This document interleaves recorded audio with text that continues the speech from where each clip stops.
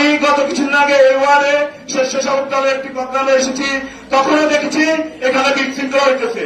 তার মানে বোঝা যাচ্ছে ওই দিনও এখানে আমাদের দলীয় সৈনিক তারা তাদের থেকেও রোহিঙ্গা, আমি তাদেরকে রোহিঙ্গা বলবো, রোহিঙ্গা কর্মীরা এখানে উপস্থিতি বেশি হয়। আজকে যুবদলের প্রোগ্রামে আজকে এখানে জেলা যুবদলের সম্মানিত সভাপতি, সাধারণ সম্পাদক সহ পুরো জেলা যুবদলের উপস্থিতি, আজকে এখানে বিশৃঙ্খলা সৃষ্টি হইতেছে। আপনারা কি রাজনীতি করেন?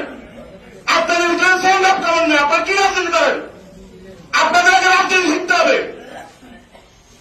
আপনাদের বিরুদ্ধে ডিভাইডার বেশি, আপনাদের বিরুদ্ধে বিভক্ত বেশি। আপনাদের কর্মী আছে, একটা অতর লোক, অত এটাই লোক, অত এটাই লোক।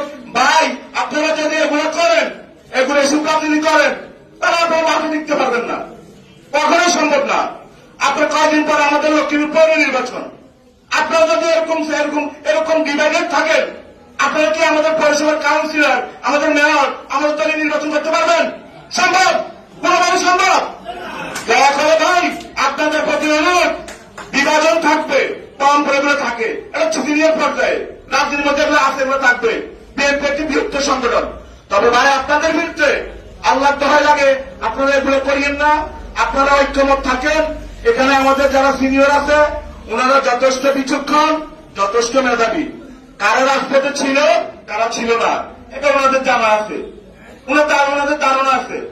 ওনারা ওনাদের বিচক্ষণের পরিচয় অবশ্যই দিবে।